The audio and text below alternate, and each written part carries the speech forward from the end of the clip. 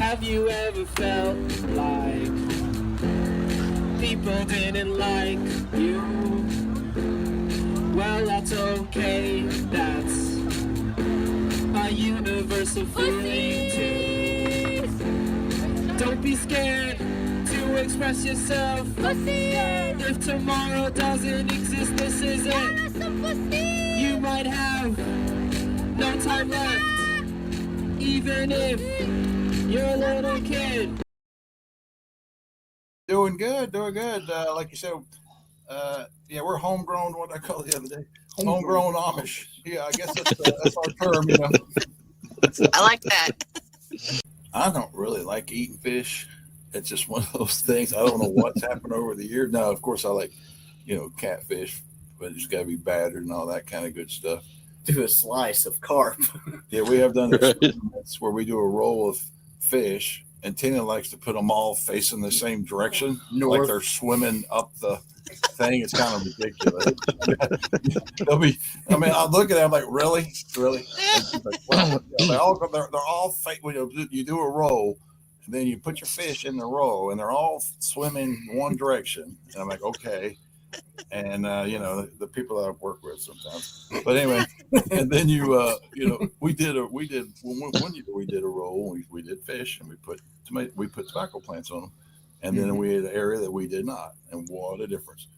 Yeah, I got the video. I got the picture on my channel. Logically insane, but I'm standing up beside our tobacco plants, and they're capping the bush. And Matt was on. He's running back on the motor, and I was up on the front, and so I was grabbing two at a time, and I was throwing them in the boat. And of course, the fish are bouncing around and going back to where he was at. So he's busting his butt, getting mad at me because I'm catching all the fish, and he can't stand up. And I'm laughing because I just keep fish.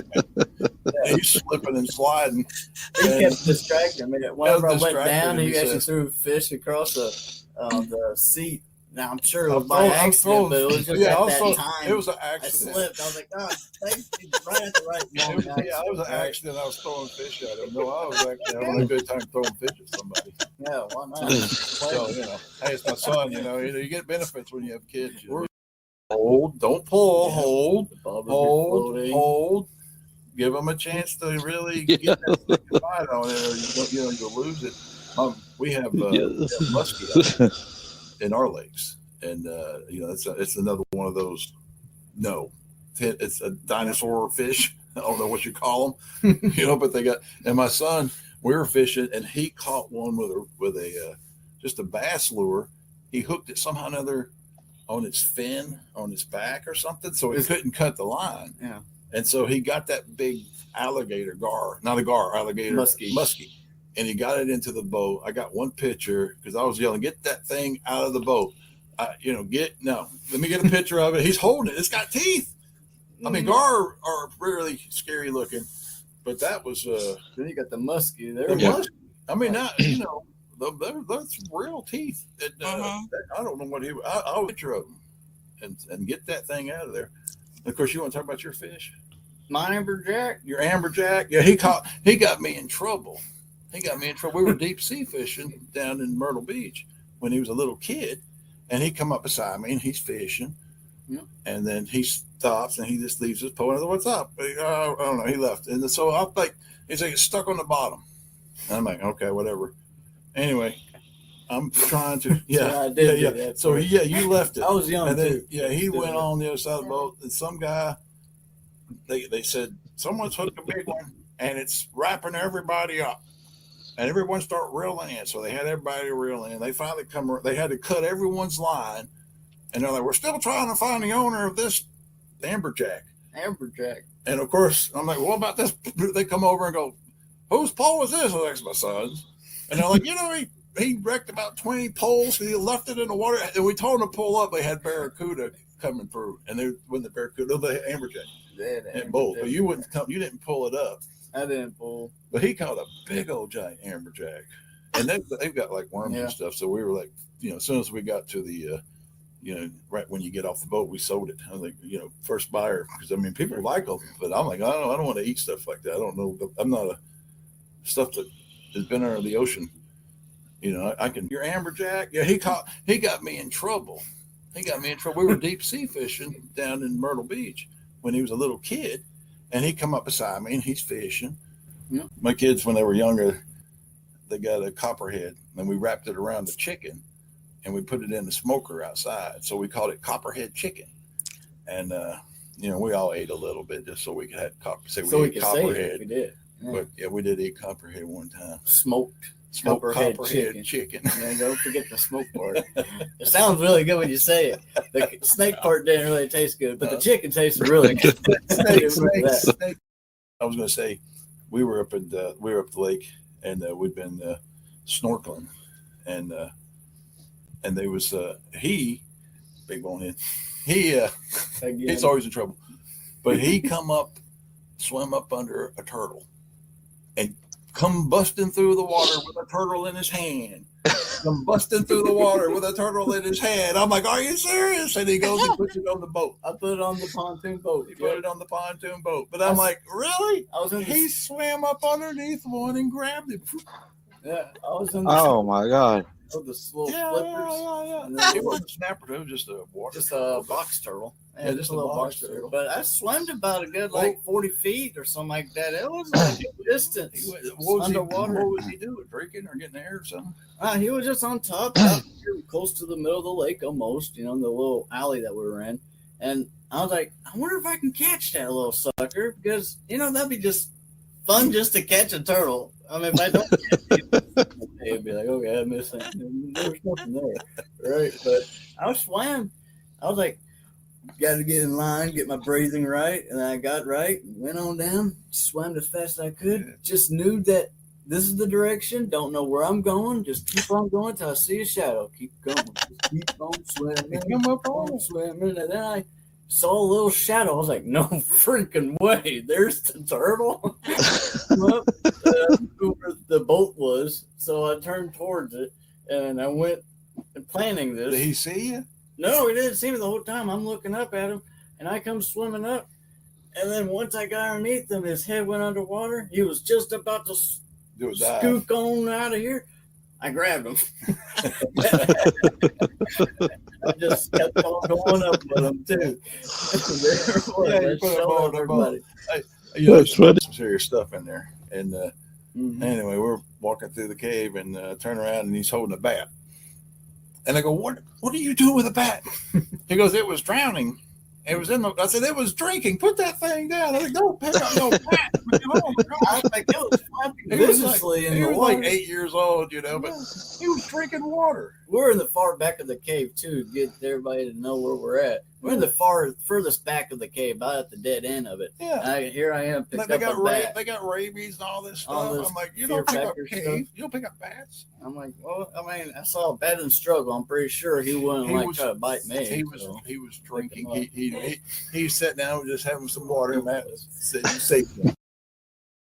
But a lot of people can't eat pork because their spirit's not strong enough, and the pork rejects them.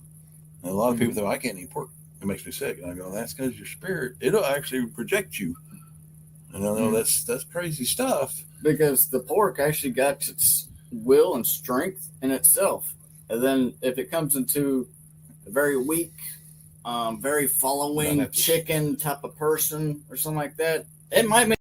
I got some pork skin the other day. Me and Matt was at the grocery store, and I got me some pork skin. He went over there, and he got him a bag of Sunny Surprises. What are you going to get? Who knows? And then he gets back to the truck. Right? He gets back to the truck, and I'm like looking at my ingredients: pork skin, vinegar, salt, pepper. He looks at his. He's like, "Oh yeah." Very last word. What was it? The last word. Very last thing. Geoengineered foods. And I'm like, ooh, you going to? I'm like, oh no. He goes, you want to trade us? No. Pork rinds. I'm trying to buy the real stuff. Yeah, I even tried to give him a piece. Like, it tastes better than that pork. I had to get back my machine that you breathe on and all that stuff. They had me out on the breathing machine. Mm-hmm. And then when I went back to the medical world and they turned on me, they had little horns come out of their head. I mean, these people, I was like, I thought you people were on my side, but man, it was weird. I had no idea what kind of people were that I was dealing with, but you're going to have to sign a going against doctor's orders, and you're gonna they threaten me and all that stuff. And look at faith. You know what I'm saying? If you don't have faith, you get stuck in situations where you're like, man, I just trust God, and I'm gonna go this way. And but anyway, then Tina, she cut out milk. We cut out milk many years ago, cow milk, and but we had to go for a long ride of trying to get basic with potatoes and Well, dang horse. My horse is called me. That but horse. I'm just looking through some of our, like I said, we are kind of Yeah, my horse had a headache one time, and my grandpa grabbed some horse liniment and rubbed it on the neck, and the headache went away. right. It works. Yes. Even cleaning up your sinuses. Now this stuff, there's a bunch of stuff falling now. But besides that, this stuff does great for cleaning out your sinuses in your nose. Put some of that in your nose. It'll clear you out, and your stopped up nose and your headaches will go away with this. This is wormwood. Now, I think a lot of people know what wormwood is. See, ivermectin doesn't penetrate the brain barrier, but this does. Yeah. Wormwood. So it's good to have wormwood. That's a type of plant. To help get the amoeba out of the horses. Yeah, out of the horses, because they may want to have their brain barrier. Yeah, if you got a thick skull, they do.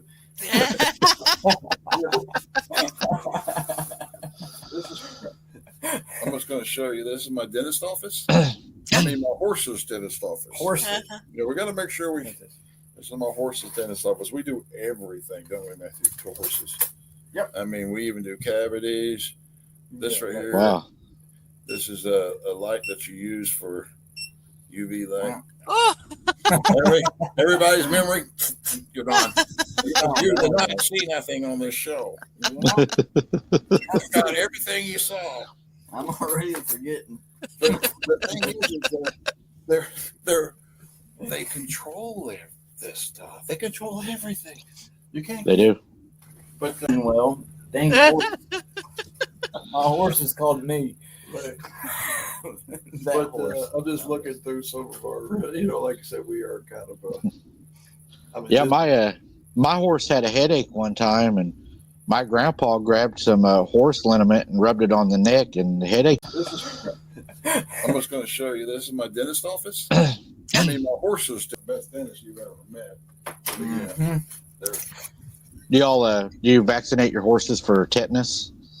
Yeah. We do. No.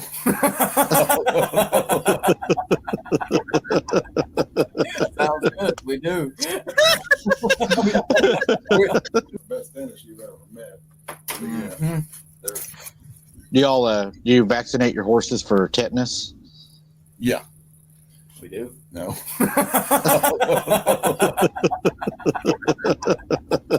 Sounds good. We do. Best dentist you've ever met. Mm-hmm. Do you vaccinate your horses for tetanus? Yeah. We do. No.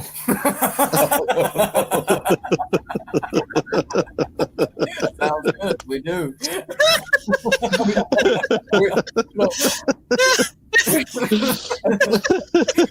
ivermectin. We don't have any horses, but we're The prepared. horse does. Someday when we get horses, we're. This is what we heard about prepping for horses. Yeah, unfortunately, it's the only thing we're authorized to work on is horses. Waiting motions. And but yeah, that was because I was pretty liberal about mushrooms. I mean, I've sat around my family and had everyone at the campsite looking at each other strange. I mean, we used to be like, I just found some mushrooms. Let's try them. And All right. They all look good to me. Cook it. my family's got stories about us all sitting around going, "You guys remember that time Dad made that mushrooms and we ate them?" I'm like, No, not "Don't really. talk about that. You guys had a good day." Everybody like, Yeah, waiting motions. And but yeah, that was because I was pretty liberal about mushrooms. I mean, I've sat around my family and had everyone at the campsite looking at each other strange. I mean, we used to be like, I just found some mushrooms. Let's try them. And All right. They all look good to me. Yeah. Cooking. My family's got stories about us all sitting around going, "You guys remember that time Dad made that mushroom and we ate them?" I'm like, No, not "Let's talk really. about that." Remember You guys had a good day. Everybody like, Yeah, to do much to have fun. I didn't know. See, that's what I'm saying. I mean, do not experiment with mushroom. I did not know. I wouldn't do it again ever. But we'd sit around and I'm like, is anybody feeling anything? And they're like, I'm in the hammock. I'm doing good. first calm down. I don't know. I must have got lucky that day. I was there picking with them, and we just kept on picking all the ones that looked good. I saw yellow, red, pink, all types of colors. He wanted to show you our barometric meter. See, we had to redesign it to actually read. Oh yeah. It's the 0.1 extra pressure to what we're at right now. And It takes a lot of pressure. I've made 2 barometric pressure chambers. The first one I made years ago, and I didn't have the nerve to get into it, which is like 2 55-gallons welded together, and then you get inside and you pressurize it. Michael Jackson had pressure chamber and a barometric pressure chamber. Most of your sport people, your athletes, they have them. Your hospitals have them. Most You definitely. know, they should be. You know, they got tanning beds everywhere. So I'm like, why don't they have these barometric pressure tanks everywhere? For people, I would just love to have, because they're $5,000-$10,000 or $50,000. Oh wow. Yeah. Yeah, we built one recently, and I got a video of yeah, it. we got a video of blowing the door off of The it. door And see, I meant 4 psi with a 4 psi. What? No, it was 5 just P- 1 psi. 1 psi or 5? We're trying to get 5. 1 psi, dude. 5 psi is like 10,000 psi on the inner door. Anyway, boom! It blew it. Well, So I'm still like, I Yeah. still don't have the nerve to get inside of it. I can't do it. the video we got is 1 psi, but later on we did do 5 psi. We got up to in the 5 tank. Yes, we blue. did do the 5 psi. But you got to get in it. So imagine this: you got to get in. You got to put a door. The door's like in a submarine. You got to put it on inside Yeah. because it's going to be pressurized. And so once they put like 5 psi, I forget how many thousands of pounds per square inches on that. Well, we use a plexiglass. It's about 2 or 3 inches thick, and it still blew out. But anyway, you've got to trust the person. You got to climb in it. It's like a tunnel. You get inside of it. We use these big green pipes that they use for water sewers. fluid. Now we're a little bit more, we're getting a little higher advanced. But anyway, and then they bring up the 5 psi. And what it does is it pressurizes your body, and you get all that. You get oxygen into your body, and also like the barometric thing. That's like putting you way up there on that barometric pressure chart. And it's a lot of healing because you get a lot more oxygen into you. Mm-hmm. And but anyway, that's, you know, me and Matt, I had him haul it up into the woods and throw it down by a tree where it belongs. Yeah, it was a good toy to play with that day. Yeah, well, I want to get back to it one day. one of these again. days we might get back on it. But I mean, that's got big health benefits. But It's really good though. If you're able to, he get your conned pressure- me into making it again. The Yeah. first time I was no. Well, it was after this guy right here. We saw how much it takes to put We see how this in much a bag. it affects our lives. The barometric. Under copper. I mean, this is my. Yeah. I mean, there's something unique about this copper bracelet. Is Matthew soldered it on me underwater? It's permanent. Yeah. Oh wow. Yeah, because Yeah. that's kind of how weird I am about copper. Because I mean, I used to have all kinds of aches and pains in my body, and I just took a straight piece. Now I bent it after I put it on, but I had to put my hand underwater, and then he soldered it because, you know, it kind of gets hot soldering, but it's permanent. But I don't take it off because that's how much I believe in copper. And I have also beside my bed, I have a copper plate that I put rocks on, certain rocks, especially just from my land. Mm-hmm. And I just, man, my sleep and everything has changed so much. The amount of pains you get, just pains for no reason. Why is my Right. back hurting? Why is this? And I think it's all this Wi-Fi and all this.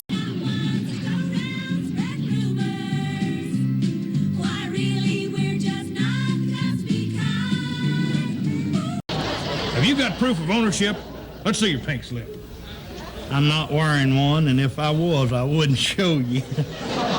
What we've got here is failure to communicate.